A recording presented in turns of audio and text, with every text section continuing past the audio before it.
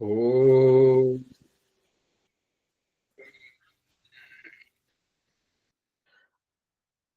సహనావవతు సహనౌ భునక్తు సహ వీర్యం కరవావహై తేజస్వినావధీతమస్తు మా విద్విషావహై మా విద్విషావహై. ఓం శాంతి శాంతి శాంతి. ఓం. ఈ యొక్క సత్యార్థ ప్రకాశం అధ్యాత్మ సత్సంగం చేసినటువంటి వారందరికీ నమస్తే, స్వాగతం, సుస్వాగతం.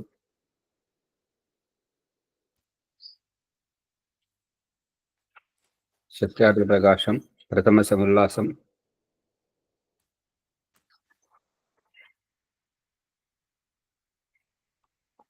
అజగతి క్షేపణయో 14వ పుటంలో చూడండి.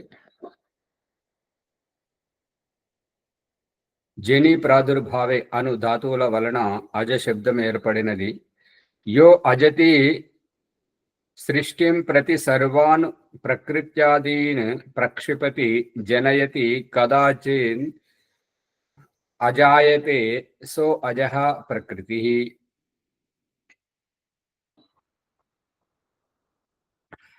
ఇది ఏమని చెప్తున్నాడంటే, అజగతి క్షేపణయో జని ప్రాదుర్భావ, ఈ రెండు ధాతువులతోటి అజశబ్దం ఏర్పడుతుంది.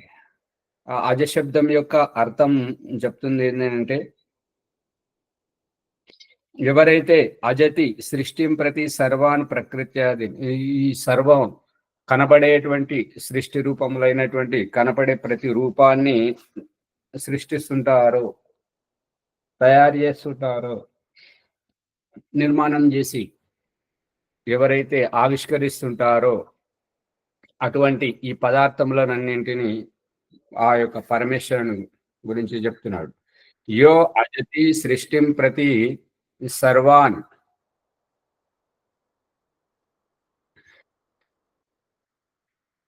ప్రకృత్యాదిని ప్రకృతి మొదలుగునటువంటి వాటిని ప్రక్షిపతి.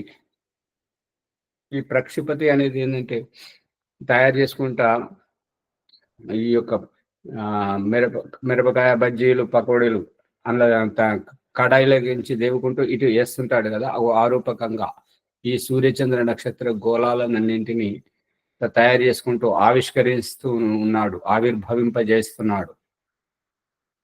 జనయతి జన్మింపజేస్తున్నాడు. కదాచిత్, ఇంత చేస్తున్నా కూడా, ఇప్పుడు పూరీలు చేసేటువంటి వ్యక్తి ఆ పూరితో పాటు పూరీలలో తాను ఒకడై నిలవలేడు కదా, రాలేడు కదా. పంట చేను సాగు చేస్తున్నటువంటి రైతు పంట మొక్కలతోటి తాను ఒక మొక్కగా మొలవలేడు కదా. సంతానం కంటున్నటువంటి తండ్రి తాను ఒక సంతానముగా అందరితో పాటు జన్మింపలేడు. బొమ్మలు వేసేటువంటి కళాకారుడు అన్ని బొమ్మలతో పాటు తాను ఒక బొమ్మనై ఆ బొమ్మల్లో తన ప్రత్యేకతను చాటుకోడు. ఈ రాళ్ళు చెక్కేటువంటి శిల్పి తాను ఒక రాతి బొమ్మని అని తనను తాను చెక్కుకోలేడు. అన్నింటిని చేస్తాడు కానీ తనను తాను సృష్టించుకోలేడు, జన్మింపజేసుకోలేడు. అజాయతే, ఉత్పన్నము కాజాలని వాడు అనేటువంటిది అభిప్రాయం.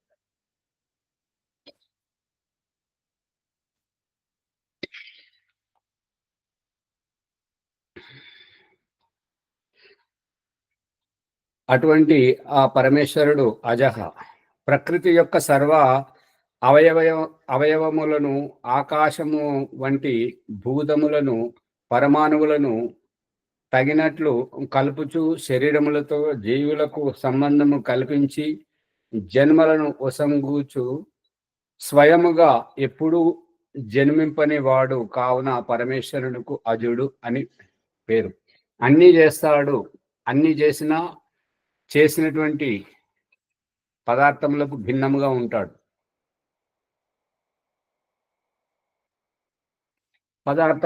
పదార్థం వేరు, పనివాడు వేరు, పనితనము వేరు అనేటువంటిదే ఇక్కడ అభిప్రాయం. ఇటుకలను చేసేటువంటి మేస్త్రి తాను ఒక ఇటుకగా తనను తాను చేసుకోలేడు. వస్త్రాలను నేసే ఒక షాలే అతను అతను తనను కూడా ఒక వస్త్రంగా నేసుకోలేడు. వస్త్రాలు నేసేటప్పుడు దర్జీ ఓం నమస్తే దర్జీ తనను సైతం ఒక వస్త్రంగా కుట్టుకోలేడు. కుమ్మరి తనను కూడా ఒక కుండగా చేసుకోలేడు. కుండలను ఎన్నైనా చేయొచ్చు, ఎన్ని రకాలైన చేయొచ్చు, కానీ తనను కుండగా తయారు చేసుకోలేడు. వడ్రంగి తనను ఒక చెక్క బొమ్మగా, చెక్క పనిముట్టుగా తనను తాను చెక్కుకోలేడు. అదే రూపకంగా భగవంతుడు ఈ యొక్క అండపిండ బ్రహ్మాండాలను అన్నింటినీ సృష్టిస్తాడు, కానీ తాను జన్మించడు, తాను పుట్టడు, తాను ఆవిర్భావం కాజాలడు. ఎందుకు కాజాలడు? ఎందుకు కాజాలడు అని అంటే, తనలో ఏమీ లోటు లేదు కాబట్టి తనలో ఉన్నటువంటి కళను ఆవిర్భవిస్తున్నాడు, తనలో ఉన్నటువంటి పనితనాన్ని చూపిస్తున్నాడు, తనలో ఉన్నటువంటి యోగ్యతను ప్రదర్శిస్తున్నాడు. యోగ్యతను ప్రదర్శించేటువంటి వ్యక్తి తాను యోగ్యముగా ఎలా అభివ్యక్తం కాగలడు? తనలో ఉన్నటువంటి పనితనాన్ని చూపిస్తున్నప్పుడు ఆ చూపించే పనిలో తాను ఒక పనితనం పని వస్తువునని పనిగా ఎట్లా ఆవిర్భవించగలుగుతుంటాడు? ఒక యుద్ధం చేసేటువంటి సైనికుడు తాను ఒక శస్త్రముగా యుద్ధక్షేత్రంలోకి ఏ రకంగా రాగలుగుతాడు? ఆ శస్త్రాలను వినియోగించేటువంటి యోధుడుగా ఉండగలడు, కానీ తానే శస్త్రముగా వచ్చి యుద్ధం చేసేటువంటి సైనికుడి చేతిలోకి తాను ఎలా రాగలుగుతాడు? ఈ రకంగా కూరగాయలు అమ్మేటువంటి వ్యక్తి తానే ఒక కూరగాయక అమ్ముడు పోవడం ఎలా సాధ్యమవుతుంది?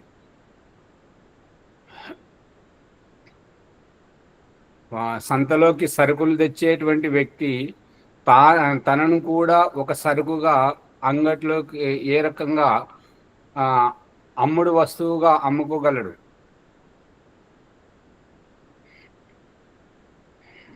పాఠం చెప్పేటువంటి ఉపాధ్యాయుడు తాను పిల్లవాడిగా పాఠం ఎలా నేర్చుకోగలడు?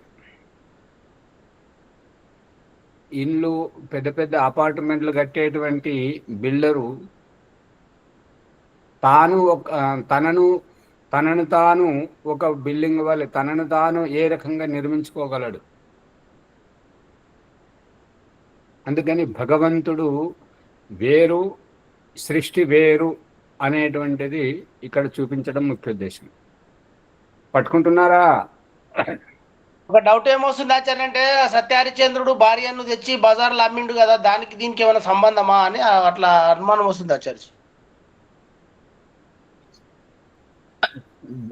సత్యహరిశ్చంద్రుడు వేరు, అతని భార్య వేరు, ఇద్దరు వేరు వేరు కాబట్టి ఒకరు అక్కడ శివ చక్రవర్తి తనను కోసి తులాభారం చేస్తున్నాడు పావురానికి సమతుల్యంగా. రంతిదేవుడు తనను తాను అన్నదానం చేస్తూ చేస్తూ తనను కూడా చేయగలుగుతున్నాడు, తన వంతు వస్తువుని చేయగలుగుతున్నాడు. ఈ యొక్క హరిశ్చంద్రుడు వేరు, తన భార్యను పరిస్థితిని అనుసారంగా తన భార్యను గిరివి పెడుతున్నాడు, అమ్మేస్తున్నాడు. భార్యను అమ్మడం, శివ చక్రవర్తి తన మాంసాన్ని కోసి తులాభారం చేయడం, రంతిదేవుడు తనకు దూరంగా ఉన్నటువంటి తనం తినేటువంటి అన్నమును దానం చేయడం, ఈ రకంగా ఇవన్నీ ఏంటంటే ఆత్మ వేరు, శరీరం వేరు. ఆత్మ వేరు, ఈ యొక్క జన్మ వేరు, భార్య వేరు, భర్త వేరు, స్త్రీ వేరు, పురుషుడు వేరు అనేటువంటి ఆ రహస్యాన్ని భార్యను అమ్మగలడు, భర్తను అమ్మగలడు. శరీరంలో ఇప్పుడు శరీరం మీద ఉన్నటువంటి వస్త్రాలను చింపుకొని అర్ధనారీశ్వరులు అయినటువంటి రంతిదేవుడు తన ఒంటి మీద ఉన్నటువంటి వస్త్రాలను కూడా దానం చేసి భార్య వస్త్రంతో సగం ఆ యొక్క వస్త్రంతో తన శీలాన్ని రక్షించుకునేటువంటి తత్వం. శివ చక్రవర్తి తన శరీరాన్ని మాంసాన్ని కోసి ఇచ్చినటువంటి కత్తి. శరీరం వేరు నేను వేరు అనేటువంటి రహస్యం. ఒంటి మీద ఉన్నటువంటి వస్త్రము రంతిదేవుడు తీసి దానం చేస్తున్నాడు, శివ చక్రవర్తి తన శరీరాన్ని కోసిస్తున్నాడు. ఆ దృష్టితో చూస్తే హరిశ్చంద్రుడు అతని భార్య ఇంకా భిన్నం కదా. అమ్మడంలో ఏముంది? ఇక్కడ ఆత్మతత్వం వేరు అనేటువంటిది చెప్పడం. పట్టుకుంటున్నారా శ్యామలయ్య గారు? పట్టుకుంటున్నా ఆచార్య. ఇప్పుడు కుమ్మరివాని దగ్గర కుండలు ఎరుకలు వాళ్ళు తట్టలు బుట్టలు అల్లేటువంటి వారి దగ్గర ఆ బుట్టలు అల్లేటువంటి అతనిలాగా తనను ఓ బుట్టగా అల్లుకోగలడా? వినాయకుని బొమ్మలు చేసేటువంటి అతను తనను ఓ బొమ్మగా చేసుకోగలడా? మాత్రమే ప్రదర్శిస్తాడు, అంతేగాని తన వస్తువుగా మారడా? ఇప్పుడు సంతానం కంటున్నటువంటి తల్లిదండ్రిని వాళ్ళు తమను తాము ఒక సంతానంగా పుట్టించుకోగలరా? ఇది ఇక్కడ జరుగుతున్నటువంటి ప్రసంగం. పంట పండిస్తున్నటువంటి రైతు తాను ఒక ధాన్యపు గింజ వలె పండించుకోగలడా? ఇది ఇక్కడ వంటలు చేసేటువంటి అతను తనను ఒక వంట వస్తువుగా వండుకోగలడా? తనను తాను వండుకోగలడా? ఇది ఇక్కడ చెప్పడం జరుగుతుంది. తనను తాను వండుకుంటే తాను రుచికరంగా అయ్యాడా కాలేదా అనేటువంటిది రుచి చూసేటువంటిది వడ్డించేటువంటిది ఎవరు? మళ్ళీ ఇంకొకరు కావాల్సి వస్తుంటది. కుమ్మరి కుండగా తనను తాను చేసుకుంటే తాను సరిగా అయ్యాడా లేదా అనేటువంటి చూడడానికి ఇంకొక వ్యక్తి కావాలి. అన్ని చూసే వ్యక్తి తాను పరమేశ్వరుడు అన్నమాట. ఇది ఇక్కడ చెప్పాల్సినటువంటి సందేశం. అతడు అన్నీ చేయగలడు, కానీ అన్నింటికి దూరంగా ఉంటాడు అనేటువంటిది అభిప్రాయం. ఆచార్య ఓమాచార్య అన్ని పదార్థముల కంటే వేరుగా ఉన్నవాడు. అది ఇక్కడ చెప్పాల్సినటువంటి రహస్యం అని చెప్తున్నాడు. అంతే, ఇంతకు మించి ఇంకేం లేదు.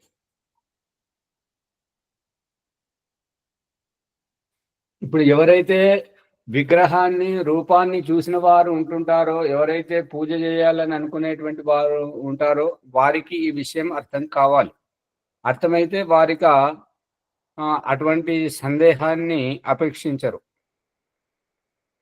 పాఠం చెప్పేటువంటి ఉపాధ్యాయుడు తనను తాను ఒక పిల్లవానిగా తరగతిలో కూర్చుండి పాఠం నేర్చుకుంటాడా?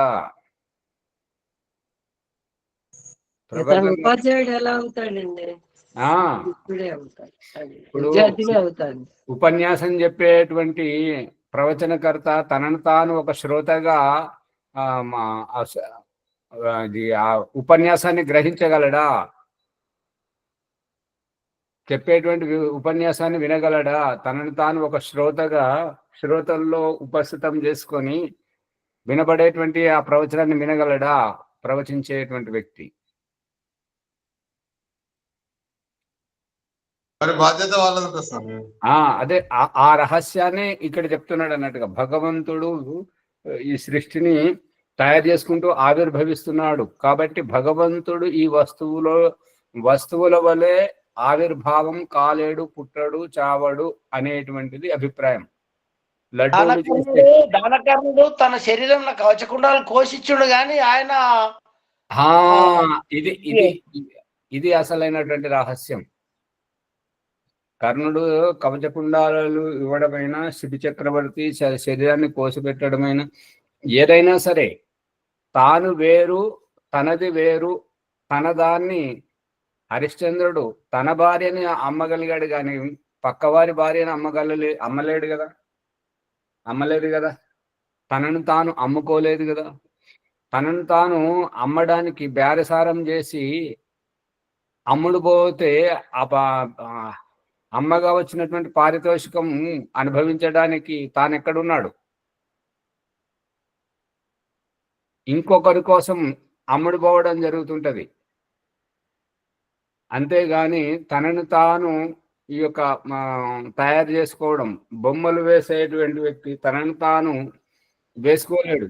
ఎదుటి వారిని చూసి కళ్ళకు కనబడ్డటువంటి బొమ్మను వేయగలడు కానీ తనను తాను ఎక్కడైనా దించుకున్నట్టుగా ఎవరైనా బొమ్మ దించితే చూసారా?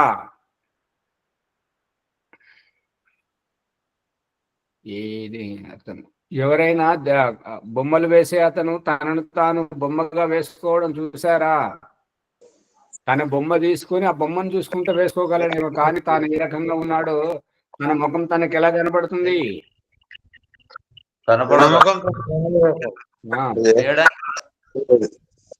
వేయడం రాదు ఆచార్య. అది అందుకని భగవంతుడు తనకు తాను అమ్ముకున్నాడు ఆచార్యజీ. తనకు తాను ధర్మరాజు అమ్ముడు పోయిండు. యుద్ధంలో ఓడిపోయినప్పుడు తనకు తాను అమ్ముడు పోయిండు అంటున్నాడు ధర్మరాజు. ఇప్పుడు అమ్ముడు పోయాడు అనేది భాష వేరు, పరాజితం అవ్వడం వేరు.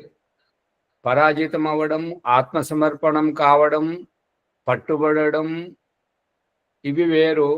అమ్ముడు పోవడం వేరు. అమ్ముడు పోయాడు అనుకోండి, అతని బేరం చేసింది ఎవరు? అమ్మినటువంటి అమ్మగా వచ్చినటువంటి పైకాన్ని అనుభవించింది ఎవరు?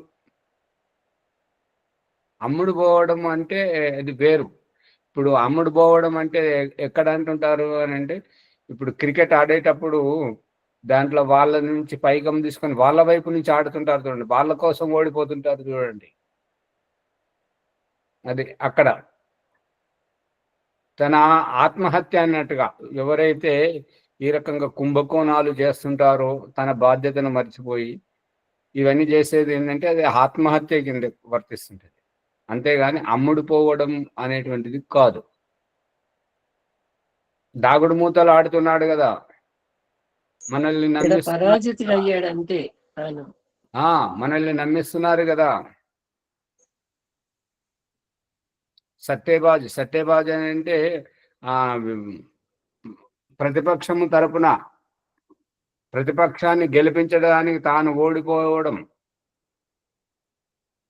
మనకేమో నేను ప్రతిపక్షంలో ఉన్నానని నమ్మిస్తూ తాను అమ్ముడు పోయి తన పక్షాన్ని ఓడించుకుంటున్నాడు. నిజాయితీ అనేటువంటిది మనల్ని ప్రేక్షకులను, అతని అనుయాయులను, అదే ఇక్కడ మనోరంజనమైన కథ మనం ఇదివరకు చెప్పుకున్నాం కదా. మదన్ మోహన్ విద్యాసాగర్, మదన్ మోహన్ మాల్వీయ కావచ్చు, అతను రామకృష్ణ పరమహంస గారు ఇద్దరు తర్కం చేస్తూ ఉంటుంటే ఎవరి భక్తులు వారు తర్కం చేస్తున్నప్పుడు చప్పట్లు కొట్టడం, ఈలలు వేయడం అదంతా చేస్తున్నారు. ఆ యొక్క మదన్ మోహన్ మాల్వీయ గారు పేరు సరే గుర్తుకొస్తలేదు చూడండి.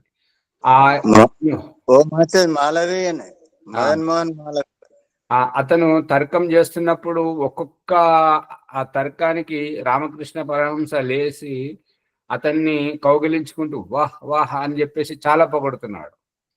ఇంకా రామకృష్ణ పరమహంస గారి పక్షం ఓడిపోతున్నందుకు అతని భక్తులందరూ నీరస నిస్తేజంతో పోతున్నారు. ఇతని తన పక్షాన్ని నిలబెట్టుకోకుండా వారి ప్రతిపక్షాన్ని పొగుడుతున్నాడు. తాను ఏమీ చెప్తలేడు. భగవంతుడు ఉన్నాడా లేడా అనేటువంటి చెప్తలేడు. భగవంతుని వారు ఖండిస్తుంటే అతన్ని ఖండించేతని అజ్ఞానాన్ని ఖండించట్లేదు. రామకృష్ణ పరమహంస అని చెప్పేసి రామకృష్ణ పరమహంస గారి భక్తులందరూ చాలా నిరాశపడుతున్నారు. ఇక చివరికి అతను మదన్ మోహన్ మాల్వీయ గారు చెప్పి ఇక నేనైతే నేను నిరూపించగలిగాను భగవంతుడు లేడు అనేటువంటిది, ఉన్నాడని నువ్వు చెప్పు అని రామకృష్ణ పరమహంస అంటే అప్పుడు చివరికి రామకృష్ణ పరమహంస గారు ఏమంటారంటే, నీవు ఈ తర్కం చేస్తున్నావు చూడు, ఈ యొక్క తెలివితేటలు నీకు ఎక్కడికి వెళ్ళి వచ్చాయి? నువ్వు ఎలా పుట్టావు, నిన్నెవరు పుట్టించారు, ఇదంతా ఆ పరమేశ్వరుని అనుగ్రహమే అని చెప్పి రామకృష్ణ పరమహంస గారు చెప్పేసరికి నీకు ఈ తెలివితేటలు ఆ భగవంతుని యొక్క అనుగ్రహమే. అతడు నిన్ను పుట్టించకపోతే నువ్వు ఉనికిలోకి వచ్చేవాడివే కాదు, నీకు ఈ తెలివితేటలు వచ్చేటువంటివే కాదు, దీనిని నువ్వు గుర్తించలేకున్నావు చూడు అని చెప్పేసరికి మదన్ మోహన్ మాల్వీయ నేను గెలిచాను అని అనుకున్నతను చిత్తుగా ఎలా ఓడిపోయాడు అనేటువంటిది ఈ చివరిగా రామకృష్ణ పరమహంస గారు చెప్పినటువంటి అభిప్రాయంతో తెలిసేసరికి అప్పుడు కనువిప్పు కలిగింది మదన్ మోహన్ మాల్వీయ గారికి. ఇంతసేపు నిరుత్సాహపడినటువంటి రామకృష్ణ పరమహంస గారి భక్తులకు, అనుయాయులకు పట్టరానంత ఆనందం కలిగింది. ఎంతసేపు అయితే మదన్ మోహన్ మాల్వీయ గారు ఒక్కొక్క తర్కంతో భగవంతుని అస్తిత్వాన్ని ఖండిస్తూ దేవుడు లేడు అనేటువంటి అభిప్రాయాన్ని వ్యక్తపరుస్తుంటే మదన్ మోహన్ మాల్వీయ గారి భక్తులు, అనుయాయులు ఈలలు వేసుకుంటూ చప్పట్లు చేసుకుంటూ ఎంతైతే కేరింతలు చేశారో ఈ చిట్ట చివరి నిర్ణయం వచ్చేసరికి వాళ్ళలో ఎనలేనటువంటి నీరసం, నిరుత్సాహం, అపరాధ భావం అనుభవించారు. అందుకని ఇక్కడ ఏంటంటే మనం ఏదైతే అనుకుంటామో అది వాస్తవికంగా భగవంతుడు ఈ యొక్క సృష్టి రూపంలోకి జన్మించడు అని ఎందుకంటే జన్మింపజేయడానికి ఇంకొక ఉనికి కావాలి కదా, ఇంకొక శరీరం కావాలి కదా, ఇంకొక అస్తిత్వం కావాలి కదా. అందుకని అందరిని పుట్టించి ఇప్పుడు మనకు ఈ యొక్క గృహాశ్రమంలో చెప్తున్నటువంటిది ఏంటంటే సందేశం, సంతానాన్ని తాను పుట్టించగలడు కానీ తానే సంతానంగా పుట్టడానికి తనకు ఇంకొక తల్లిదండ్రి కావాలి కదా. ఇది పౌరాణికంలో ఉన్నటువంటి వాళ్లకు అర్థం కాక వాళ్ళు అవతరించారు, పుట్టుకొచ్చారు అని చెప్పేసి రాముణ్ణి, కృష్ణుణ్ణి, ఈ యేసుక్రీస్తును, అల్లాను ఈ రకంగా వాళ్ళు అవతారవాదంగా వాళ్ళు నమ్ముతున్నారు. అంటే తనను పుట్టించేటువంటి తల్లిదండ్రులు ఈ దేవకి వసుదేవుల కడుపున శ్రీకృష్ణుడు, ఈ రఘువంశంలో రాముడు పుట్టడం, ఈ రకంగా ఇంకొకరి కడుపున ఎవరైతే పుట్టిస్తున్నారో వారు పెద్దవాళ్ళు అవుతుంటారు. కానీ వాళ్ళ కడుపున పుట్టిన వాళ్ళు వీరెట్లా పెద్దవాళ్ళు అవుతుంటారు? వారి కోసమైతే వీరి సంతానమే కదా, వారి కోసమైతే వీరు చిన్నవాళ్ళే కదా. ఈ రకంగా ఏంటంటే నాయకుడుగా ఉన్నటువంటి వాళ్ళు అన్ని తెలిసిన వారై ముందుగా ఉండి అన్నింటినీ చేస్తారు. కానీ ప్రతి ఒక్కరు ఎవరైతే పని నడిపిస్తుంటారో, ఇండ్లు కట్టేవారు తనను ఒక ఇటుక రాయిగా ఆ ఇంటిలో నిర్మించుకోలేడు, పెట్టుకోలేడు. వంట చేసేవాడు తనను ఒక వంట వస్తువుగా తయారు చేసుకోలేడు. బట్టలు కుట్టే అతను తనను ఒక బట్టగా కుట్టుకోలేడు.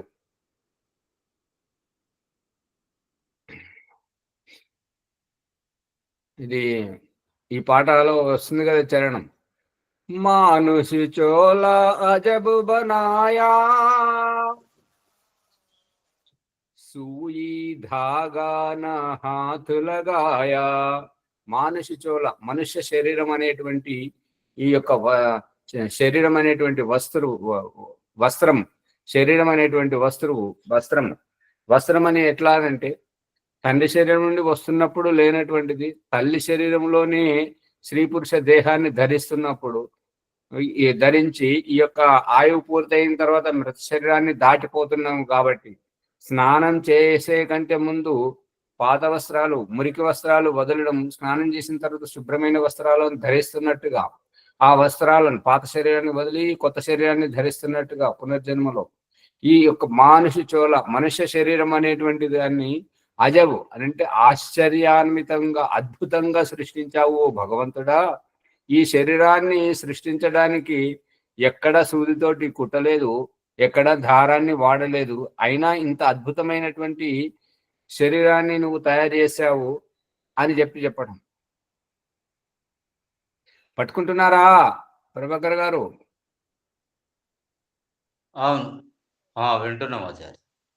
అందుకని భగవంతుడు తాను ఈ యొక్క మనుషులు 84 లక్షల జీవరాశులను ఏ రకంగా అయితే తయారు చేస్తున్నాడో ఆ రకంగా తాను పుట్టలేడు, చావలేడు. పుట్టాడు అనుకోండి, పుట్టించడానికి ఇంకొకరు పెద్దవారు కావాలి కదా, గొప్పవారు కావాలి కదా. వ్యవసాయం చేసేటువంటి వ్యవసాయదారుడే ఒక మొక్కగా ఒక దగ్గర మొలిస్తే మరి ఆ మొక్కకు సంరక్షణ చేయడానికి, నీరు పోయడానికి, మరి పశువులు తినకుండా ఉండడానికి, ఆ మొక్కను కాపాడుకోవడానికి ఇంకొక వ్యక్తి కావాలి కదా. అంటే రాముడు, కృష్ణుడు ఇవన్నీ అవతారాలు అట్లా అట్లా ఊహించుకుంటున్నాం తప్ప భగవంతుడు అనేది కాదన్నట్ల సందేహం తెలుసు. అది సందేశం. ఇక్కడ దయానందుడు చెప్తున్నది ఇంతవరకే, అది గ్రహించాలి. ఇప్పుడు కంసుడు దేవకీ శరీరంలో పుట్టినటువంటి వాళ్ళందరినీ చంపుతున్నాడు. ఎందుకు అంటే ఆమె కడుపున పుట్టినటువంటి సంతానం నిన్ను చంపుతారు అనేటువంటిది అతనికి తెలియగానే ఆమెను చెరసాల్లో పెట్టి చంపుతూ ఉంటే, ఆ శ్రీకృష్ణుడు జన్మించినప్పుడు వసుదేవుడు ఆమెను ఎత్తుకొని అతన్ని తట్టలో పెట్టుకొని ఆ యొక్క నది దాటి అవతల తీరానికి వెళ్ళినప్పుడు, అంటే అక్కడ కాపాడడానికి ఇంకొకరు కావాలి కదా శ్రీకృష్ణుడు. మరి ఆ శిశువు కాబట్టి పాలు ఇవ్వడానికి అదేమంటారు, అది నందనవనమో ఇంకేదో అంటారు కదా, అక్కడ ఇస్తున్నప్పుడు ఒక రాక్షసి తల్లిగా స్త్రీగా వచ్చి పాలు ఇవ్వడానికి, అంటే శిశువు అన్నప్పుడు పాలిచ్చి పోషించడానికి ఇంకొకరు కావాలి కదా, పెద్దవారు కావాలి కదా. ఆ రకంగా వచ్చింది అమ్మ కాదు రాక్షసి అని చెప్పేసి ఆమెను పాలు తాగుతూ కొరికి చంపేశాడు కదా. అవునా? మరి అట్లా పెద్దవాళ్ళు కావాలి కదా.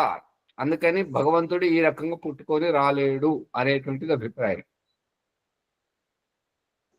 పుట్టుక రాలేడు కాబట్టి ఆయన గుణగణాలు, భగవంతుడి లక్షణాలు కొన్ని ఆయన పాటించడం వలన, లేకుంటే అలా పెద్దల పుణ్యం వలన కొన్ని వచ్చుంటాయి అంతే తప్ప భగవంతుడు కాడు అనేది తెలుసు. అది ఇక్కడ సందేశం. ఆచార్య పుట్టాలంటే ఇంకో తల్లిదండ్రి కావాలి. ఇప్పుడు ఒక సామెత ఏంటంటే, ఢిల్లీకి రాజైన తల్లికి కొడుకే అన్నట్టుగా నరేంద్ర మోడీ వాళ్ళ అమ్మకు కాళ్ళు మొక్కడము, వాళ్ళ అమ్మ చేత గోటి ముద్దలు తినడం, అవన్నీ చేయడము అని అంటే, మనకైతే రాజు కావచ్చు నరేంద్ర మోదీ, కానీ వాళ్ళ అమ్మకైతే కొడుకే కదా. మరి అమ్మ పెద్దదా, కొడుకు పెద్దవాడా? అమ్మనే పెద్దది. అందుకని భగవంతుడు అందరికీ జన్మింపజేస్తాడు, అన్ని చేస్తాడు, కానీ తాను పుట్టడు, చావడు అనేటువంటిది అభిప్రాయం.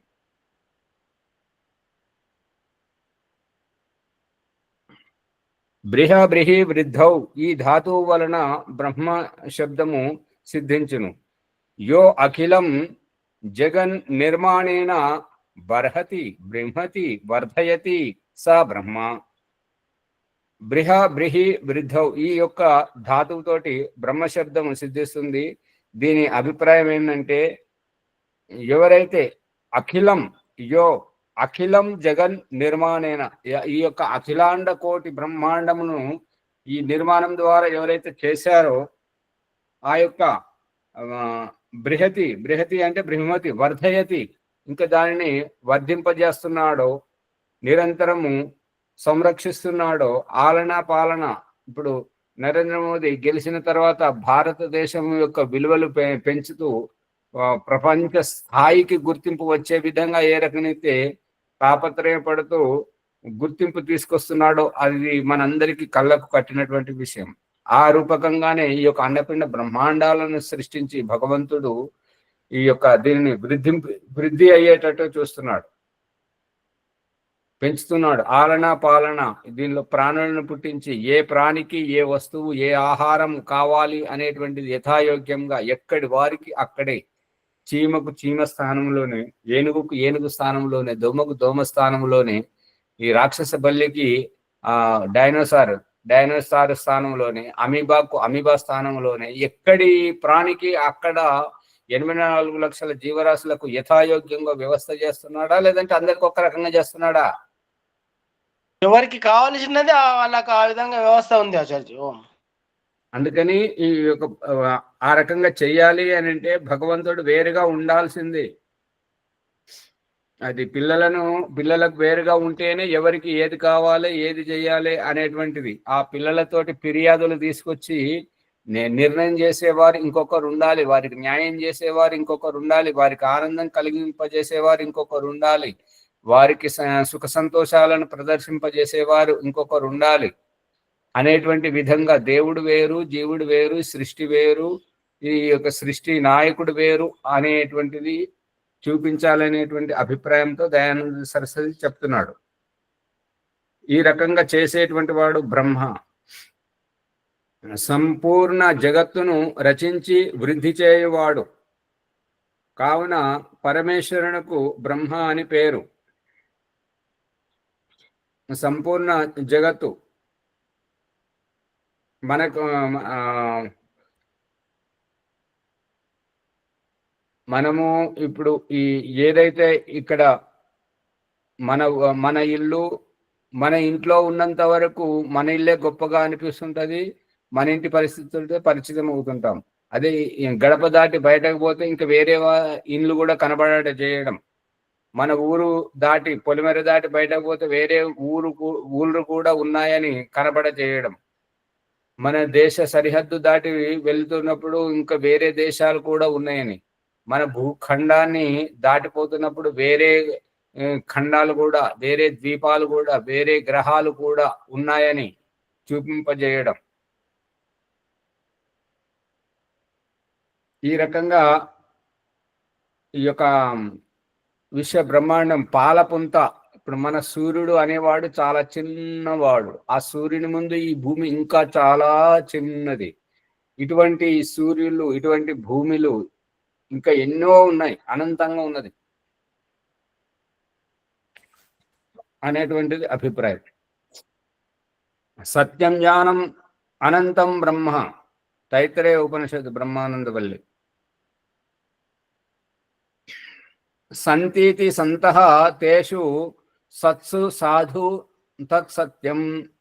సంతీతి సంతః, సంతి ఉండేటువంటి దానిని ఉన్నది అని చెప్పడం, అటువంటి ఉన్నటువంటి వాటిలో, తేషు అంటే సప్తమి భక్తి బహువచనం, తేషు అటువంటి వాటిలో, సత్సు సాధు ఆ యొక్క ఉన్నటువంటి వాటిలో గొప్పవాడైనటువంటి, సాధు అంటే గొప్పవాడైనటువంటి అతనిని తత్ సత్యం, అతడే సత్య స్వరూపుడు. యజ్ఞానాతి చరాచరం జగత్తత్ జ్ఞానం. దేని ద్వారానైతే ఈ చర అచర అంటే కదలేటువంటి వాటిని చరము, కదలకుండా ఉండేటువంటి వాటిని అచరం, ఇటువంటి వాటన్నింటినీ ఈ జగత్తునంతటిని తెలియజేసేటువంటి దానిని జ్ఞానం అంటుంటారు, తెలివి. స విద్యతే అంతో అవధిర్ మర్యాద యస్య తద్ అనంతం. స విద్యతే అంతో, స అంటే ఆ యొక్క పరమేశ్వరుడు, విద్యతే విద్యమానమై ఉంటాడు, అంతో అవధి, ఈ అవధి, ఈ యొక్క సరిహద్దు, ఈ యొక్క ఆయువు. ఇప్పుడు మన జీవితంలో చూపిస్తున్నటువంటిది ఏంది అంటే పంచమహాభూతాల గుండా అన్నవోషధుల గుండా పురుషుని శరీరం, పురుష శరీరం నుండి శుక్రకణము ద్వారా ఈ యొక్క పిండముతోటి ఈ యొక్క జన్మముతోటి ఆయువు ఉన్నంత వరకు బతకడం. ఆయువు అయిపోయిన తర్వాత ఈ శరీరం అయితే శిథిలమైపోతుంది, క్షతవిక్షతంతో శవముగా మారుతుంది. కానీ ఈ యొక్క శరీరంలో ఉన్నటువంటి నేను అని పోవడం, చనిపోవడం, ఈ శరీరాన్ని దాటిపోవడం అంటే అనంతం. ఈ శరీరానికే నిన్న లేనటువంటి శరీరము ఇవాళ ఊడిపోతుంది, మొన్న లేనటువంటిది నిన్న ఉన్నది ఇవాళ ఊడిపోతుంది, నిన్న లేనటువంటిది ఇవాళ ఉన్నది రేపు ఊడిపోతుంటది. కానీ పోయేటువంటి చేతనతత్వం నేను అనేటువంటిది ఇది అనంతం, ఎప్పటికీ విద్యమానమై ఉంటుంటది. ఈ మన దేహంలోనే ఈ ఆత్మతత్వం ఇంత అనంతంగా ఉన్నటువంటిది. ఇటువంటి ఆత్మలకే పరమ ఆత్మగా ఉన్నటువంటి ఆ పరమేశ్వరుడు, అతనికి ఆది అంతము అనేటువంటిది లేదు, అతడు అనంతుడు అని అభిప్రాయం. ఆచార్య ఇక్కడ ఒక డౌట్ ఏమొస్తుంటే, శరీరంలో ఆత్మ పోయింది, మరి భగవంతుడు ఉన్నాడా? అక్కడ క్రిమి కీటకాలు తయారవుతున్నాయి, మరి ఆత్మ పోయినాక మళ్ళీ ఇది ఎట్లా ఉంటుంది? శరీరం శవంలో మళ్ళీ జీవం ఉంది. ప్రశ్న వేయాలంటే ఇలా వేయాలి. ఇలా వేస్తే కానీ దిమ్మ తిరిగిపోతుంటది అన్నట్టు. ఎన్నోసార్లు డాక్టర్లు, సైంటిస్టులు చెప్పినటువంటిది ఏంటంటే, మన శరీరం అంతా పురుగుల పుట్ట, మన శరీరం అంతా పురుగుల పుట్ట. మనము ఓటేసి గెలిపించినటువంటి నాయకుడు, అతని అధికారం, అతని అధికారం, అది పవర్, అతనికి ఏంటంటే అధికారం ఏదైతే ఉందో ఆ అధికారం అతడు గెలవడం అంటే మనం అందరం అతన్ని సమర్థిస్తున్నాము, అతనికి ఓటేసి అతనికి సమర్థిస్తున్నాము కాబట్టి అతనికి ఆ అధికారం వచ్చింది. అందుకే ఈ అసెంబ్లీలో, పార్లమెంట్లో ఏంటంటే వాళ్ళు కొన్ని పార్టీల వాళ్ళ మద్దతును గెలిచేటప్పుడు మద్దతు ఇచ్చి సమర్థించినటువంటి వారు వారి వ్యవహారం బాగలేక ఆ మద్దతును ఉపసంహరించుకోవడం, వెనకకు తీసుకోవడం వల్ల వారిలకు సీట్లు తగ్గిపోవడంతో అది మరి మీ యొక్క బలంను నిరూపించుకుంటారా లేదంటే పదవి నుంచి దిగిపోతారా అనేటువంటిది గమనిస్తున్నారా శ్యామలయ్య గారు? ఈ యొక్క రహస్యం ఏంటంటే, అన్నముగా ఏదైతే మనకు తినిపిస్తున్నాడో, అన్నముగా అన్న పానీయాలుగా ఏ ఆహారం అయితే భగవంతుడు మనకు తినిపిస్తున్నాడో, ఈ కనబడేటువంటి అన్న రూపమును కనబడేటువంటి దేహముతో ఒలిచి విసర్జింపజేసిన తర్వాత ఆ అన్నములో ఉండేటువంటి అన్నరసమును, పోషకతత్వాన్ని, రసమును రక్తమును, మాంసమును మధ్యను మేధను అస్థితో శుక్రం తయారు చేసి ఆ శుక్రం ఏదైతే వంట పట్టింపజేస్తున్నాడో ఆ శుక్రంలో ఉండేటువంటి సక్రియ రూపమే జీవతత్వం. ఆ జీవతత్వాలన్నీ ఈ మన శరీరముగా, దేహముగా ఏర్పడుతున్నాయి. ఈ దేహముగా ఏర్పడ్డటువంటివన్నీ ఈ దేహంలో ఉండేటువంటి దేహిని సమర్థిస్తున్నట్టుగా చివరికి ఈ యొక్క మృత శరీరం నుంచి ఆత్మ, ఎవరైతే నేను అనే ఆత్మ వెళ్ళిపోయిందో, ఇన్ని రోజులు సమర్థవంతంగా ఉండి ఈ యొక్క మాంసంలో పెరగడం, నరంలో పెరగడం, వెంట్రుకలో పెరగడం, పన్నులో పెరగడం, ఎముకలో పెరగడం అనేటువంటిదంతా ఈ యొక్క ఎట్లెట్లా గర్భంలో ఉండే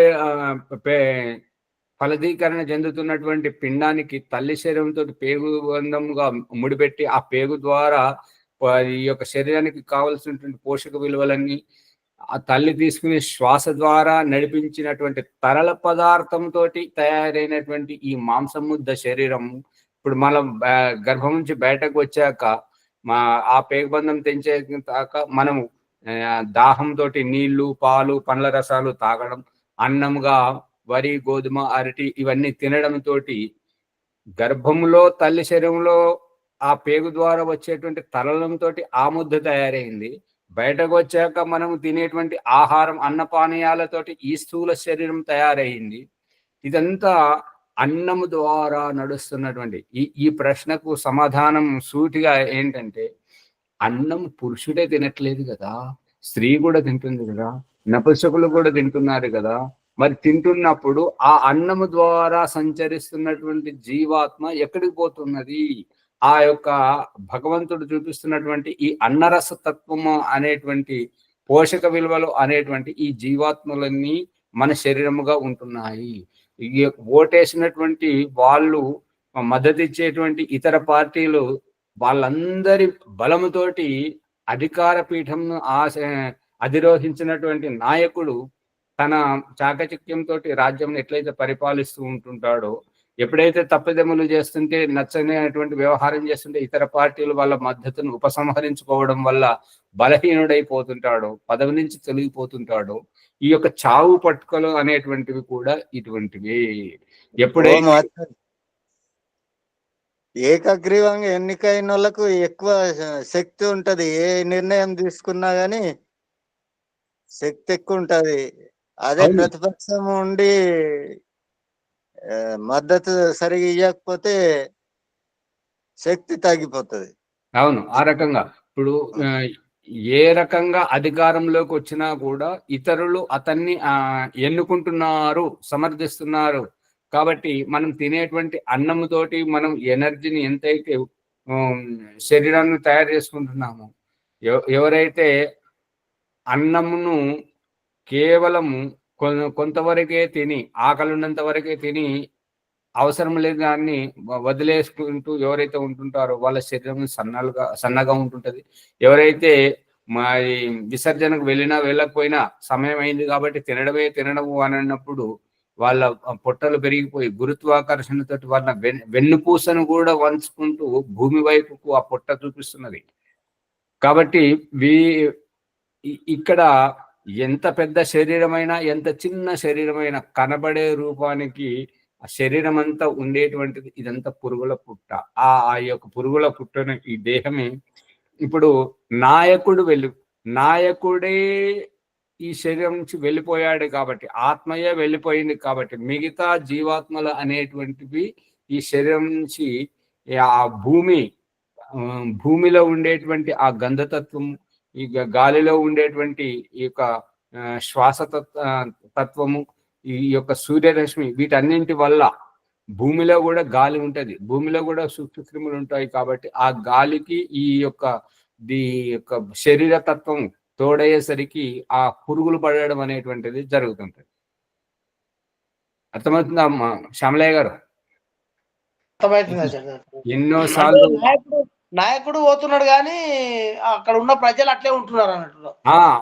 ప్రజలు ఇప్పుడు చూడండి, బేగంపేట నుంచి బయలుదేరుతున్నటువంటి రాజశేఖర రెడ్డి అందరికి చివరి సందేశం పైలట్ని అడుగుతాడు, ఏమయ్యా మరి క్షేమంగా వెళ్ళగలమా నల్లమలకు అని చెప్పేసి అడిగి వెళ్ళారు. కానీ అక్కడ పోయిన తర్వాత ఆ రాజు చనిపోయాడు. చనిపోయిన తర్వాత ఇప్పుడు వాళ్ళ ప్రజలంతా ఏం కావాలి, అయోమయం, విచ్ఛిన్నమైపోతుంటారు కదా, ఇతర పార్టీల వైపు వెళ్తుంటారు కదా, మంచి నాయకుడిని చూసుకుంటారు కదా.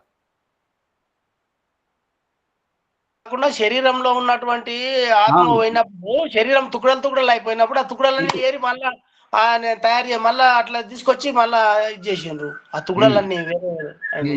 ఇక ఇప్పుడు అసలైనటువంటి రహస్యం ఏంటంటే, ఎవరైతే తనకు ప్రధానంగా గౌరవంగా కుడి చేతిగా ఉండేటువంటి వాళ్ళు, సమర్థించేటువంటి వాళ్ళు ఎవరైతే ఉంటారో, అటువంటి ప్రముఖమైన వ్యక్తి పోయినప్పుడు ఆ పార్టీలో లోటు ఏదైతే కనబడుతుంటుందో, ఇప్పుడు మన శరీరంలో ఒక చెయ్యి ఇరిగిపోవడం, ఒక కాలు ఇరిగిపోవడం, లేదంటే ఒక కన్ను పోవడం, ఒక ఈ అంగభంగం జరగడం ఏంటంటే, ఆ అంగములో ఉండేటువంటి జీవాత్మలు వీరితో పాటు అంతవరకే ఉండాలి.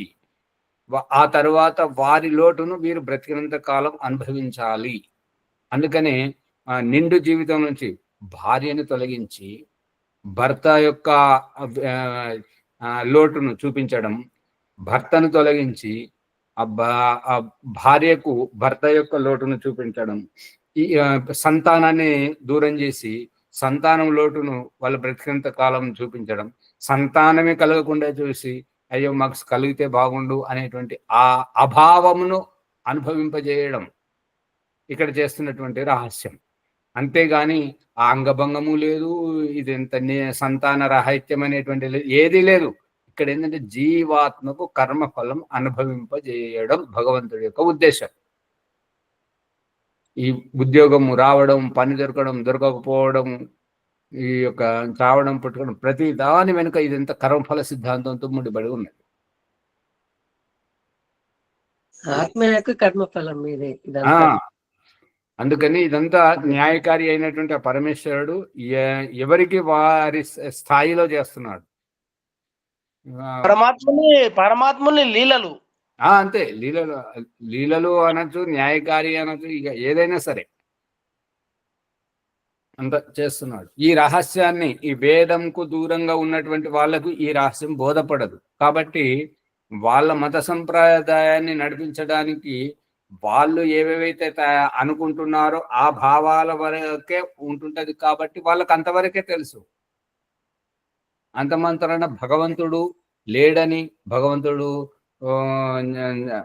పుట్టడని, వాళ్ళు ఏవైతే పుడతాడని వాళ్ళు ఏవైతే అనుకుంటున్నారో అదంతా అవిద్య మాత్రమే అనేది సందేశం. రాజమరమ్మ గారు పట్టుకుంటున్నారా? ఓం నమస్తే ఆచార్య, వింటున్నాం. సర్వేభ్యో బృహత్. ఇక అన్నింటికంటే బృహత్వాద్ బ్రహ్మ, అన్నింటికంటే గొప్పవాడు, అన్నింటికంటే అంతులేనటువంటి వాడు ఆ పరమేశ్వరుడు బ్రహ్మ, అనంత స్వరూపుడు. ఉన్న పదార్థమును సత్ అందరూ, వాణిలో సత్ పదార్థములలో సాధువగుటచే పరమేశ్వరుని నామము సత్యము. ఈ పదార్థాలు సత్యమే, కానీ పదార్థాలకు ఇప్పుడు లడ్డూలు తయారు చేసేటువంటి, రవ్వ లడ్డూలు తయారు చేసేటువంటి వ్యక్తి ఆ రవ్వ లడ్డూలోని ఆ రవ్వ కణాలు మాట్లాడుకుంటున్నాయి మనల్ని ఎవరు తయారు చేశారని. ఆ యొక్క లడ్డూను తినకుండా అలాగే డబ్బలో మూత పెడితే అక్కడ ప్రాణవాయువు అందక, గాలి తగలక, సూర్యరశ్మి లేక అక్కడ ఉన్నటువంటి పదార్థం, దాంట్లో ఉండేటువంటి జీవకణమే పురుగుగా మారి మనల్ని ఎవరు తయారు చేశారు, మనకు మనమే పుట్టుకొచ్చాము అని అంటే, ఈ లడ్డు తయారు చేయకపోతే, ఆశ్రయమే లేకపోతే, ఆ బియ్యము తయారు చేయకపోతే ఆ బియ్యంలోకి ఆ పురుగు ఎలా వచ్చింది? బియ్యం తయారు చేసేవాడు ఆ బియ్యం పురుగు చూడగలదా? ఆ లడ్డూలో పడ్డటువంటి పురుగులు ఆ లడ్డూలు తయారు చేసేవాడిని చూడగలదా? ఆ లడ్డూలు తయారు చేసేటువంటి అతను తన జీవితం మొత్తం ఆ ఒక్క లడ్డే తయారు చేస్తాడా? ఏది మాట్లాడారు, కూర్చుంటారు ఊరికి. చేయలేదు, చాలా ఎన్ని చేస్తారు. చేస్తాడు కదా. అవును. మరి ఇదంతా ఆ లడ్డూలో ఉండేటువంటి ఆ పురుగు పట్టినప్పుడు ఆ పప్పు దినుసుల్లో ఉండేటువంటి ఆ పురుగు అనుకుంటే సరిపోతుందా? దేవుడు లేడు, కనబడతలేడు అని అంటే ఏమన్నట్టు? తనకు తెలియక ఇతరులను నిందించినట్టు. అదే మరి ఆడలేక మధ్యలో తేడా, ఆడలేక మధ్యలో తోట పడ్డది అంటారు. ఓం ఆచార్జీ నమస్తే. యేషు అనే అర్థానికి ఇప్పుడు మీరు చెప్తున్నారు కదా ఆచార్జీ, సప్తమి భక్తులు.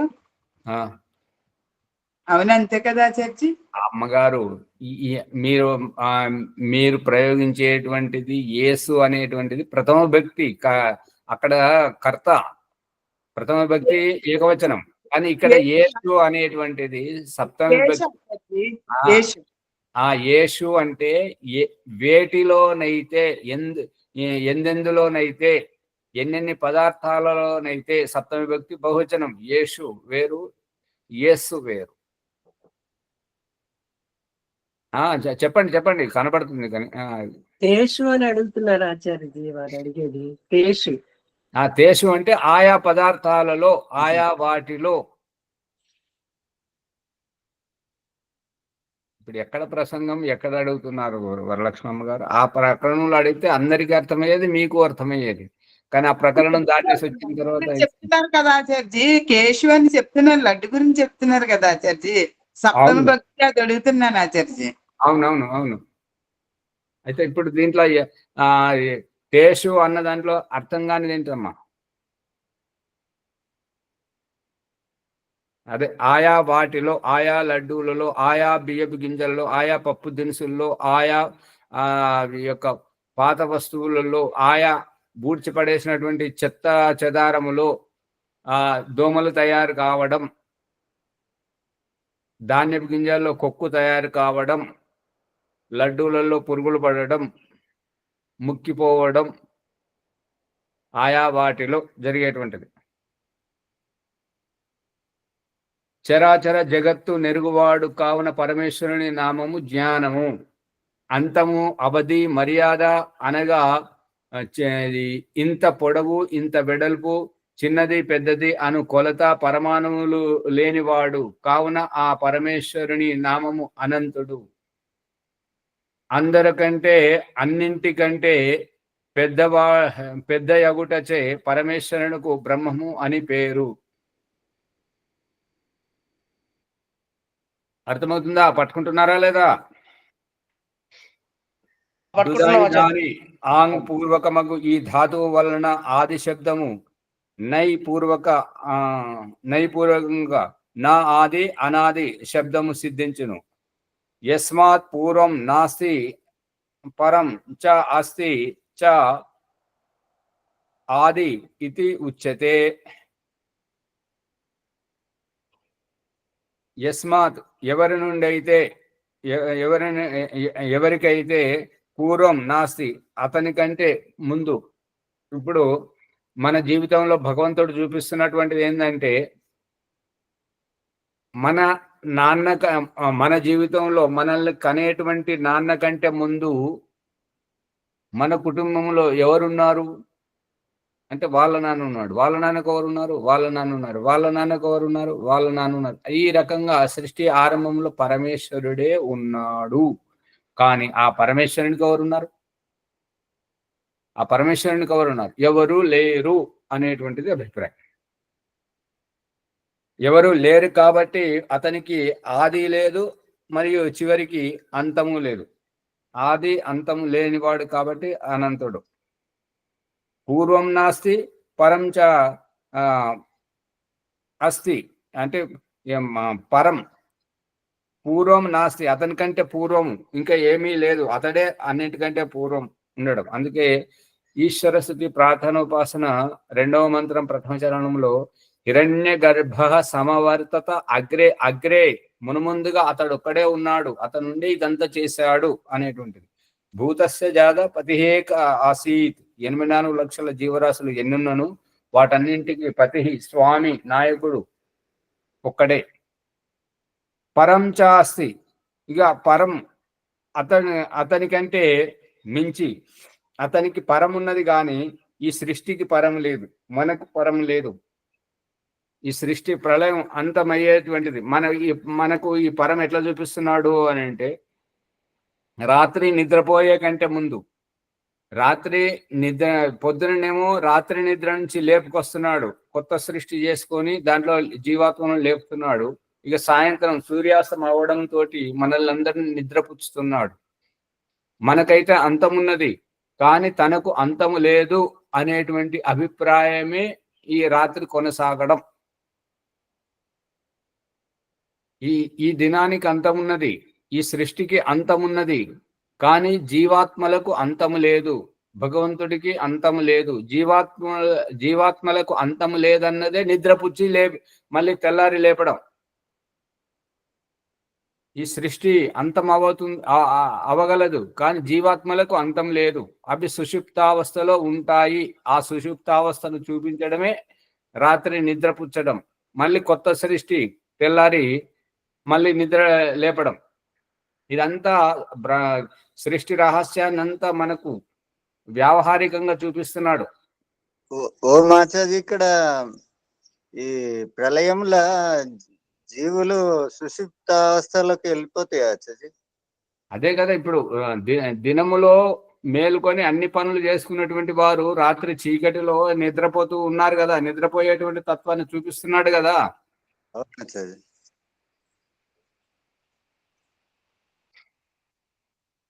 అందుకని సా విద్యతే ఆది, ఇక అతడు ఆది అనబడుతుంటాడు. ఆది కారణం.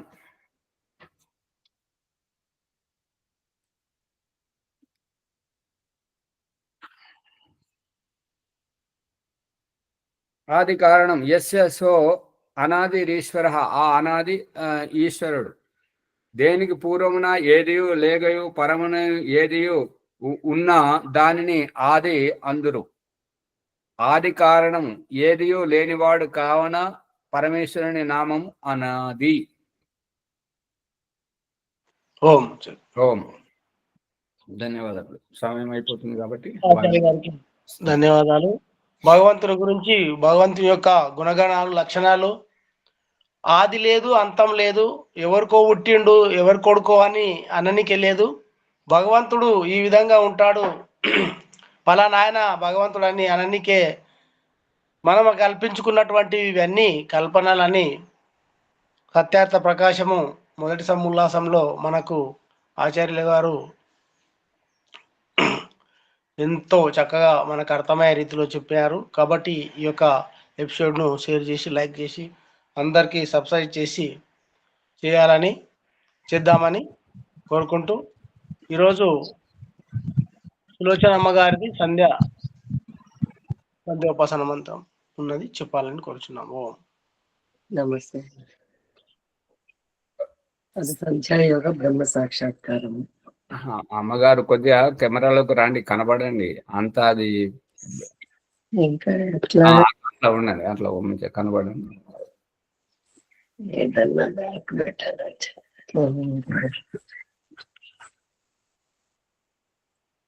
ఇదేమో అడ్జస్ట్మెంట్. ఒక్క నిమిషం.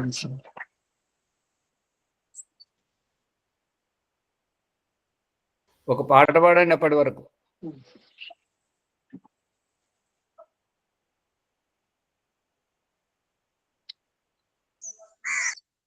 శ్యామలయ్య గారు పాట ఈశ్వరా వచ్చింది.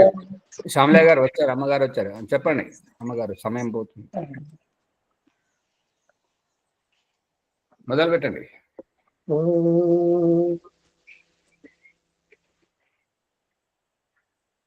ఓం అమృతోపస్తరణమసి స్వాహ. ఓం అమృతాపిధానమసి స్వాహ.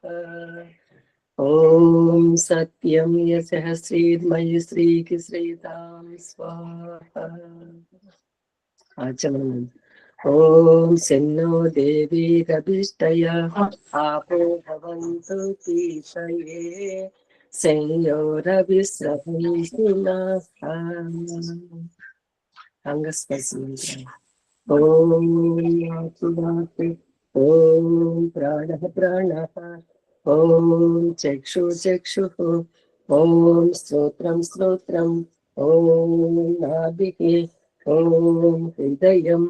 ఓం కంఠః. ఓం శిరః. ఓం బాహుభ్యాం యశోబలం. ఓం కరతలకర పృష్ఠే. అథ మార్చన మంత్రాసనం. ఓం భూః పునాతు శిరసి. దయానంద సరస్వతి వ్యవహారికంగా చూపించిన అష్టచక్రంలో ఆత్మ సాక్షాత్కార ప్రకరణం. జీవాత్మ ప్రార్థన. ఓం భూః ప్రాణ ప్రదాత ఈశ్వర సన్యాసం. ఓం భువః పునాతు నేత్రయోః. భువః ఓ దుఃఖనాశిక. జీవాత్మ నేత్రములు అంటే మూల్యాంకన బుద్ధి యొక్క అసంతృప్తి నీకు దుఃఖానికి కారణం. కాబట్టి ఈ రెండింటి మధ్య తటస్థంగా అంటే సంతృప్తికర సాక్షిభూతంగా ఉండు అని చెప్తున్నారు. ఓం స్వహ పునాతు కంఠే. ఓం స్వహ ఓ స్వయం సుఖ స్వరూప పరమేశ్వర పునాతు కంఠే. కంఠంలోని కింద గుంతగపై ప్రత్యేక ధ్యాస పెట్టి ఈ ఆకలి దప్పికల పట్ల అసంతృప్తిని తగ్గించి జయించు. ఈ ఆకలి దప్పికల నివృత్తియే సంతృప్తికర స్వయం సుఖానందమే జీవన్ముక్తికి మోక్ష సోపానము. ఓం మహః పునాతు హృదయే. ఓం మహః ఓ మహిమాన్విత మాయా స్వరూప పునాతు హృదయే. ఆధ్యాత్మిక పురోగతికై దైవం పట్ల నీ భ్రమణ నివృత్తి చేసుకో. నీ హృదయాంతఃకరణంలో నీ దైవ సాక్షాత్కార దర్శనం చేసుకో. ఓం జనః పునాతు నాభ్యాం. ఓం జనః ఓ జగన్నాయక పునాతు నాభ్యాం. ఈ జన్మ జరామరణ అంతరార్థం ఏమిటి స్వామి? నాభి చక్రే కాయుక జ్ఞానం అంటే నాభి చక్రంలో సమయంతో ఈ తిని త్రాగి విసర్జించడం ఏమిటి అని విచారిస్తే మన శారీరక జన్మల అంతరార్థం బోధపడుతుంది.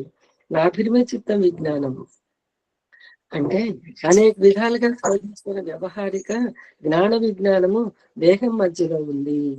ఓం తప పునాతు పాదయోః. ఓం తపః, ఓ పరాత్పర, ఈ తపస్సు యొక్క అంతరార్థం ఏమిటి స్వామి? ఓ జీవాత్మ, నీ జన్మ జరామరణ దుఃఖదాయక స్థితి నుంచి నిన్ను నీవు ఉద్ధరించుకో.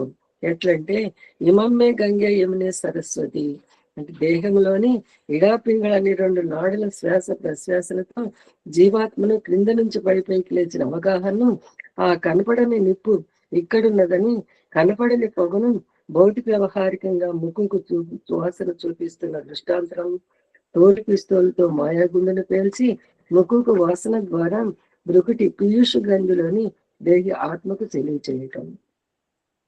సందేహ నివృత్తి. పాదయోహో అంటే పాదముల వద్దన కాదు, జంగాభ్యాం పదాభ్యాం ధర్మో అస్మి విశ్రాజ ప్రతిష్ఠిత. 2 తొలిటెముకల మధ్యలో నేను అనే దేహి జీవాత్మను ఉన్నాను. ఇప్పుడు పరమాత్మ సాక్షాత్కారం. ఓం సత్యం పునాతు పునఃశిరసి. ఓం సత్యం, అవినాశి అయిన సత్యస్వరూప పరమేశ్వర, జీవాత్మ పవిత్ర భావంతో మరోసారి మళ్ళీ శిరస్సు యందు అనుభూతి చేసుకుని ఎరుగు ధన్యమవుతావు. సత్యస్యాపి హితం ముఖం అంటే సత్యం యొక్క స్వరూపము కప్పబడి ఉన్నది. యో అసో ఆదిత్య పురుష సో అసో అహం. ఆ సూర్యునిలో తెల్లగా కనిపిస్తున్న ప్రకాశ స్వరూప పురుషుడును నేనే. పురీషం వసాన సుకృతస్యలోకి తత్ర గచ్చత్ర పూర్వే పరేతాహ. జీవాత్మ, నీవు ఇక్కడ ఉండవలసిన వాడవు కాదు. ఎక్కడికైతే ఇక్కడ పూర్వీకులు తరించిపోయారో అటు పుణ్యలోకాలకు వెళ్ళు. మళ్ళీ పవిత్రాత్మగా శీర్షస్థాయి అంటే నీ భౌతిక ఆత్మకోకర్షం అధిగమించు అని ఇలా అధిగమించని పరమేశ్వర సందేశం. అప్పుడు జ్ఞానస్వరూప, నీవు కనిపించట్లేదు, ఎక్కడున్నావు స్వామి? సూర్యుని ప్రకాశింపచేస్తుంది, ప్రకాశిస్తున్నది ప్రకాశముని నేనే. నశక్కితే వర్ణయుతం గిరా తదా స్వయం తదంతఃకరణేన గృహ్యతే. జీవాత్మ ప్రార్థన. ఓం ఖం బ్రహ్మ, ఓ సర్వవ్యాపక ఈశ్వర, పునాతు సర్వత్ర. ఈ సంకుచిత శారీరక పింజరం నుంచి అధిగమించి ఆకాశం వల్ల అంతటా వ్యాపించి ఉన్న ఆ ఈశ్వరానుభూతిని పొందటం. అష్టచక్రముల ప్రమాణం. అష్టచక్ర నవద్వారా దేవానాం పూరయోధ్య తస్యాం హిరణ్యయే కోసే స్వర్గో జ్యోతిషావృత. 9 రంధ్రాలు ఇంద్రియాల అయోధ్య అంటే యుద్ధము చేయదగిన పురము. అందులో స్వర్గం అనే స్వర్ణమయ ఆవాసం జ్యోతితో ఆవరించి ఉంది. 7 అంతస్తుల అంతరయాత్ర. ఓం భూః, ఓం భువః, ఓం స్వః, ఓం మహః, ఓం జనః, ఓం తపః, ఓం సత్యం. అఘమర్షణమంత్రం. ఓం రితం చ సత్యం చ పీతా తపసో జాయత తతో రాత్ర జాయత తతః సముద్రోర్ణవః. సముద్రాదర్ణవాదవి సంవత్సరో అజాయత అహోరాత్రాణి విదదత్ విశ్వస్య మిషతో వసి. ఓం సూర్యాచంద్రమసౌధాతా యదా పూర్వమకల్పయత్ దివం చ పృథివీం చ అంతరిక్షమదోస్త్వః. ఓం శన్నో దేవీరభిష్టయ ఆపో భవంతు పీతయే సంయోరవిస్రవంతు నః. మనసా పరిక్రమ.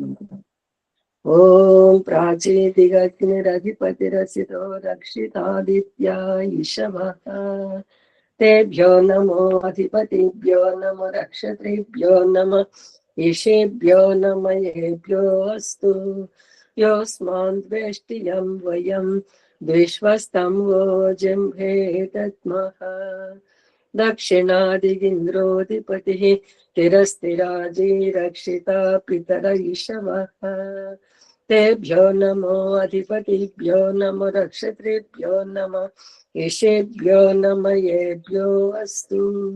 యోస్మాన్ ద్వేష్టియం వయం విశ్వస్తం వో జంభే దద్మః.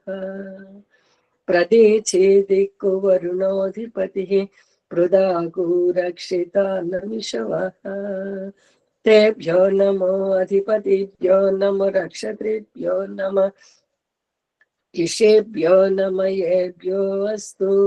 యోస్మాన్ ద్వేష్టియం వయం విశ్వస్తంభో జంభే దద్మః ఉదేచి దిక్కు సోమోధిపతి స్వజో రక్షితాసి నిరిషవః तेभ्यो नमो अधिपतिभ्यो नमो रक्षत्रिभ्यो नमः ईशेभ्यो नम येभ्यो अस्तु योऽस्मान् वेष्टियं वयं विश्वस्तम्भो जम्बे दद्मः ध्रुवादिक्को विष्णुरधिपतिः कल्माषग्रीवो रक्षिता वीरुदयिषवः तेभ्यो नमो अधिपतिभ्यो नमो रक्षत्रिभ्यो नमः ईशेभ्यो नम येभ्यो अस्तु योऽस्मान् द्वेष्टियं वयं विश्वस्तम्भो जम्बे दद्मः ऊर्ध्वादिक्को बृहस्पतिरधिपतिः श्रित्रो रक्षिता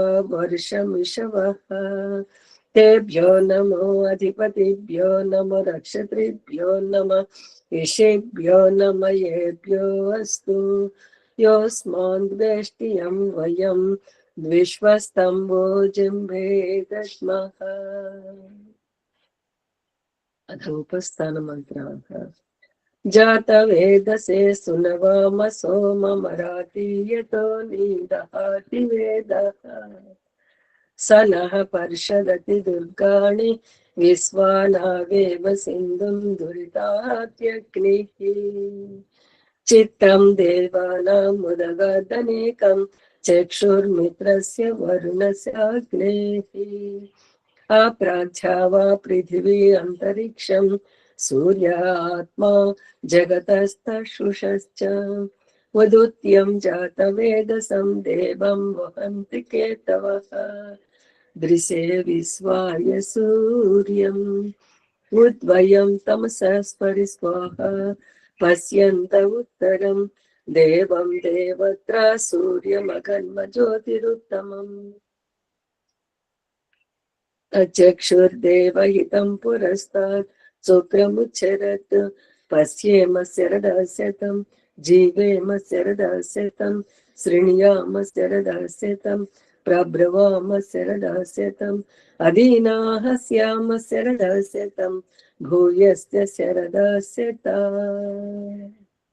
आचमनम् ॐ सन्नो देवीरभिष्टया आपो भवन्तु पीतये संयोरविस्रवन्तु नः गायत्री ॐ भूर्भुवस्वः तत्सवितुर्वरेण्यं भर्गो देवस्य धीमहि धियो यो नः प्रचोदयात् ఈశ్వర దయానిధి భగవత్కృపయ అనేన జపోపోసనాది కర్మణ ధర్మ అర్థ కామ మోక్షముల చతుర్విధ పురుషార్థముల సిద్ధిని ఈ చెన్నయని సంప్రాప్తించుకొందుముగాక. ఓం నమ శంభవాయ చ మయ భవాయ చ నమ శంకరాయ చ మయస్కరాయ చ నమ శివాయ చ శివతరాయ చ. सन्नो देवीरभिष्टया आपो भवन्तु पीतये संयोरविस्रवन्तु नः. ॐ शान्ति शान्ति शान्तिः इति ब्रह्मयज्ञं समाप्तं. ధన్యవాదాలు ఆచార్య నాకు అవకాశం. అమ్మగారికి ధన్యవాదాలు. అత శాంతి పాఠం. ఓం దేవో శాంతి, అంతరిక్షగం శాంతి, పృథివీ శాంతి, ఔషధయ శాంతి, వనస్పతయే శాంతి, విశ్వే దేవా శాంతిర్బ్రహ్మ శాంతి, శాంతి సర్వగం శాంతి, శాంతిరేవా శాంతి, సామా శాంతిరేది. ఓం శాంతి శాంతి శాంతి. ఆచార్య నమస్తే. సర్వేభ్యో నమో నమః. అందరికీ నమస్తే. సువర్చలమ్మ గారు అది కెమెరాది తుడవండి బట్టతోటి కొద్దిగా దుమ్ము గుడ్డు గుడ్డు అట్లాగే ఓం నమస్తే ఆచార్య. సర్వేభ్యో నమః. పిల్లాడు వాడుతుంటాడు.